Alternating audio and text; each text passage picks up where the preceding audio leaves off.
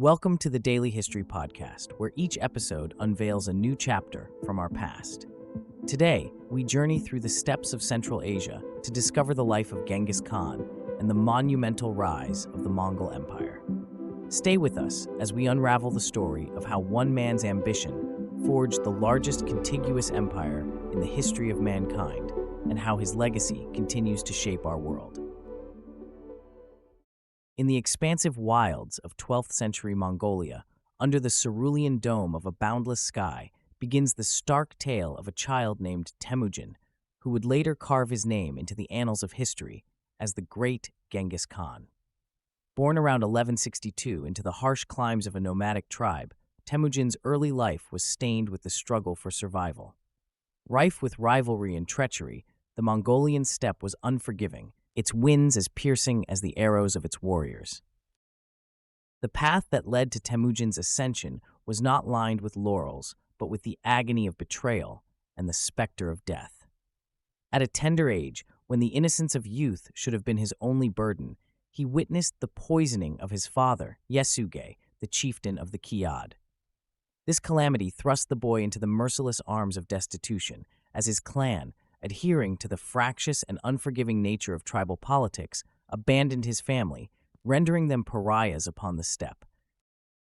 Young Temujin, along with his mother and siblings, fought starvation, the elements, and isolation, a crucible that forged a steely resolve and an indomitable will. The pivotal moment that enshrined his fate among the stars unfolded when he forged a blood brotherhood with Jamuka, a bond that both defined and defied his future. Yet it was in the arduous landscapes of adversity, amidst the toil and the grit of survival, that Temujin's character crystallized. Lessons in leadership were etched in hardship, and from the anvil of strife emerged a leader of unwavering tenacity and unshakable vision. With the accumulation of loyal followers, Temujin eventually amassed an army that extended beyond familial ties, predicated on meritocracy and loyalty rather than traditional kinship. This revolutionary social structure galvanized disunited tribes into a cohesive, formidable force under his command. Finally, it was at a pivotal Kurultai, a grand assembly of Mongolian chieftains, where Temujin was proclaimed Genghis Khan, leader of all Mongols, in the year 1206. This was not merely a title, it was an embodiment of unbridled ambition that knew no horizon, a declaration that the fractured world of the Mongolian plateau would become one under his rule. The saga of a man whose early sufferings never embittered his heart, but instead emboldened his spirit, whose formative years laid the bedrock for his conquests, his leadership, his empire, an empire that would soon stretch the earth's vast tapestry with the force of a thundering tempest. Venturing into the heart of Genghis Khan's strategic genius, we find ourselves amidst the tale of tribal unification, a pivotal transformation that would not only redefine the Mongolian identity, but also alter the course of history. It was a time when Mongolia was fragmented, with numerous tribes locked in a seemingly perpetual cycle of conflict. Temujin, who would later be known as Genghis Khan, understood that the constant tribal feuding weakened them all, making them vulnerable to external threats. With a vision for a unified Mongolia, he embarked on a journey of consolidation that began with shrewd diplomacy. He sought strategic alliances through marriages, rituals of blood brotherhood, and the promise of shared wealth and power. One such alliance was with Jamuka, his blood brother and erstwhile rival, and that of the Karet tribe through marriage to the influential Princess Borte. His alliances were not always born from mutual respect, but often out of necessity and mutual benefit. By 1206, Genghis Khan's ceaseless efforts bore fruit as the various Mongolian tribes convened at a Kurultai, a grand assembly that would ordain Genghis Khan as the universal leader, cementing his status with the title Chinggis Khan, meaning universal ruler. This momentous event signified the end of division and the birth of a united Mongol nation. But unity was not merely forged through pacts and declarations. Genghis Khan instituted substantial societal and military reforms that would tighten the bonds of loyalty and efficiency amongst his people. He restructured Mongolian society, forming military units called Arban of 10 soldiers irrespective of their tribal affiliations, thus diluting previous loyalties and fostering a new collective identity. More so, these units were part of a decimal system that integrated the Mongolian fighting forces into a cohesive, formidable military machine. He also established a meritocratic system, promoting individuals based on their abilities and loyalty rather than lineage, a revolutionary concept that incentivized warriors to strive for excellence, for their achievements were recognized and rewarded by their Khan. As a result of these societal and military reforms, Genghis Khan created an invincible synergy among the Mongols, a synergy that ultimately enabled them to embark on conquests that would forever change the map of the world. The unification of the tribes through Genghis Khan's adroit alliances and innovative reforms had not only stemmed the internal tides of strife, but also equipped Mongolia with the unity and strength needed for the unprecedented expansion that was to come. As we delve into the genius of Genghis Khan's warcraft, one cannot help but marvel at the sheer ingenuity of his military strategies and tactics. Central to his success was the Mongol army's exceptional mobility and speed. Khan's warriors were expert horsemen, moving across vast landscapes with unprecedented swiftness, often catching enemies off guard. Communication was revolutionized on the battlefield with the use of complex signal systems involving flags, drums, and smoke, ensuring commands were swiftly relayed across the ranks. The Battle of Khwarazm is a testament to his prowess as a war tactician.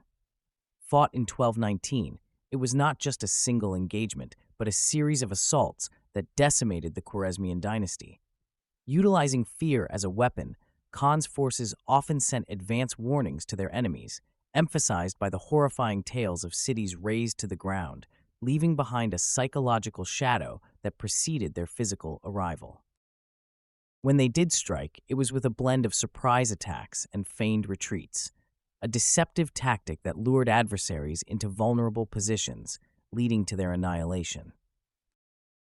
Yet, it wasn't just tactics, but also technology that gave Khan's army its edge.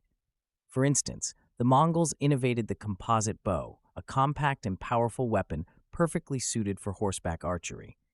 They could shoot accurately over vast distances, even while moving at speed. Moreover, the mobility of their siege equipment was unparalleled. They often built trebuchets and other machinery on site, using resources from the lands they invaded, making sieges both unpredictable and relentless. The combination of psychological warfare, advanced weaponry, and strategic mastery forged an empire on the battlefield that would redefine the contours of the known world. As we delve further into the remarkable history of the Mongol Empire, we witness a period of unstoppable conquest and strategic expansion under the indomitable Genghis Khan. This chapter examines how the Mongol hordes swept across continents, altering the course of history. The Mongol Empire's expansion was as rapid as it was breathtaking. After consolidating power over the Mongolian plateau, Genghis Khan's warriors, with their superior horseback riding and archery skills, advanced beyond their homeland in the early 13th century. These fierce nomads set their sights far and wide across Central Asia, moving westward into the Khwarezmian Empire, and even reaching the gates of Europe by invading the Kievan Rus territories. By the time of Genghis Khan's death in 1227, the Mongol Empire covered vast swaths of Eurasia, laying the groundwork for even further conquests by his successors. As the Mongol armies advanced, they connected the east and west like never before. One of the greatest implications of their empire's growth was the revitalization of the Silk Road. This extensive network of trade routes facilitated an unparalleled exchange of goods, ideas, and cultures between the continents. The Mongols' control over such a wide area ensured safe passage for merchants and travelers, leading to a flourishing of trade. Consequently, goods such as silk, spices, inventions like gunpowder, and intellectual exchanges in the sciences and the arts permeated across borders, with major cities along this route like Samarkand and Bukhara prospering as cultural and commercial hubs. But it wasn't just martial prowess that defined the Mongols' rule. They implemented forward-thinking policies which led to a relatively peaceful existence known as the Pax Mongolica, or Mongol peace. Following Genghis Khan's death, his empire, although eventually divided into four khanates, continued to flourish due to their pragmatic approaches to governance. They adopted a merit-based system of promotion and maintained religious tolerance, allowing for diverse cultures within their territories to retain their traditions and beliefs. Such policies created stability and fostered economic growth, turning the Mongol Empire into a bridge connecting the East and West, promoting a surge of prosperity that was unprecedented at the time. The Mongol Empire, at its zenith, wasn't merely a domain of conquest and devastation. It was also a melting pot that thrived on pragmatism and innovation. By embracing diversity and promoting safety along pivotal trade routes, the empire undoubtedly championed an early form of globalization. This era of Genghis Khan's successors had set the stage for the flow of wealth, knowledge, and heritage across continents, effects of which reverberate through the annals of history to this very day. When considering the colossal task of governing the Mongol Empire, the administrative structure implemented by Genghis Khan and his successors stands out for its remarkable modernity and efficiency. The cornerstone of this structure was a meritocratic system, which was nothing short of revolutionary in the 13th century.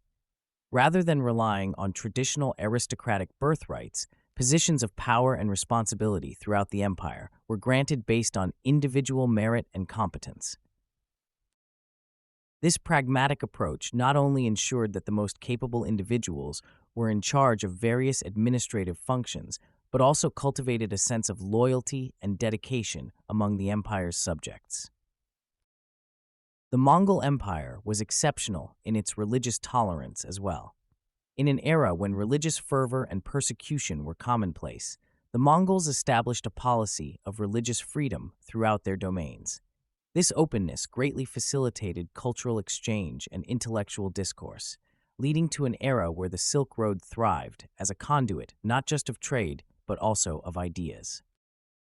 Thanks to this policy, missionaries, scholars, and traders of diverse beliefs could travel and interact within the empire safely and without censure. The religious tolerance practiced under Mongol rule contributed significantly to the consolidation of their vast territories and helped maintain peace among the diverse populace.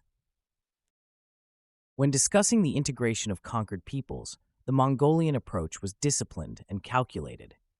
Genghis Khan understood that the sustainability of his empire did not solely depend on the might of the Mongol military, but also on the ability to govern and integrate the multitude of ethnic groups within its borders. Following their conquests, Mongol rulers sought to integrate local customs and laws into the empire's governance model where feasible. One aspect of this was co-opting local elites and tapping into their knowledge of regional governance. This approach limited resistance and unrest among newly conquered populations. Moreover, the empire's common communication system, known as the YAM, exemplifies the Mongolian strategic approach to governance, as it united disparate regions through a network of relay stations that expedited the transmission of messages and intelligence across vast distances. As the Mongol hordes quieted with the passing of Genghis Khan in 1227, the vast empire he had built faced the test of succession. The invincible Khan's death marked not the end of Mongol expansion, but the beginning of a new era marked by his heirs. The mighty Mongol Empire was divided into several significant regions, known as khanates, each ruled by one of Genghis Khan's sons or grandsons. One figure of particular note is Kublai Khan, Genghis Khan's grandson through his son Tolui. Ascending to the throne, Kublai further expanded the empire and founded the Yuan dynasty in China in 1271. Kublai's reign, marked by both war and diplomacy, brought about profound changes. He moved the empire's capital to what is now Beijing, and under his rule, the famed Silk Road flourished, knitting a web of trade that connected the East with the West. However, the vast expanse of the empire, the diversity of the populations under Mongol rule, and the sheer distance between the khanates unraveled the tight-knit fabric of Genghis Khan's empire. Over time, the Khanates drifted apart, each charting their own course through history. Ultimately, by the end of the 14th century, the Mongol Empire, fragiled by internal strife and external pressures, fractured and fell, ushering in new powers to shape the regions it once dominated. Regardless, the Mongol legacy of conquest, cultural exchange, and unification under Genghis Khan's lineage shaped Eurasia irrevocably. As we gaze upon the sprawling canvas of history, the Mongol Empire stands out as a colossal force that forever altered the trajectory of world trade, culture, and the very notion of a globalized world. Under the expansive shadow of the Mongols' reign, the Silk Road thrived like never before, knitting a tapestry of economic and cultural exchange that spanned from the Pacific to the heart of Europe.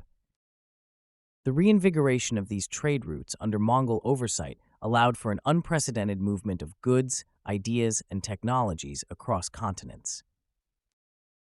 Genghis Khan, a name that conjures an image of both a ruthless warrior and a visionary leader.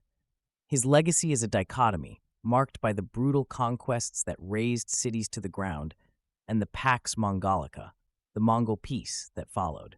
This era, following the empire's expansion, saw a flourishing of trade, the transmission of knowledge, and a rare period of tranquility which facilitated the exchange among cultures of the Eurasian expanse. In this light, Genghis Khan emerges not solely as a conqueror, but as a catalyst for an interconnected and thriving medieval world. As our episode draws to its close, let us reflect upon the indelible imprint of the Mongol Empire on the contours of history. The governance strategies and policies pioneered during their dominion laid down the initial stepping stones towards modern management of vast territories. Even as the empire eventually fragmented and waned, the reverberations of their rule, their contributions to the global exchange, their military innovations, and the political legacies continue to echo through the annals of time, influencing the shape of nations and the narrative of history as we know it today. Thank you for joining us on this historical odyssey through the life and legacy of Genghis Khan. If our journey through the past has piqued your curiosity or left you with reflections, subscribe to our daily history podcast for more explorations into the forces that shaped our world. Remember to like this episode, leave a comment with your topic suggestions, and the one with the most likes could very well be the focus of a future episode. Your participation truly breathes life into our history's retelling. Till next time, keep the past present.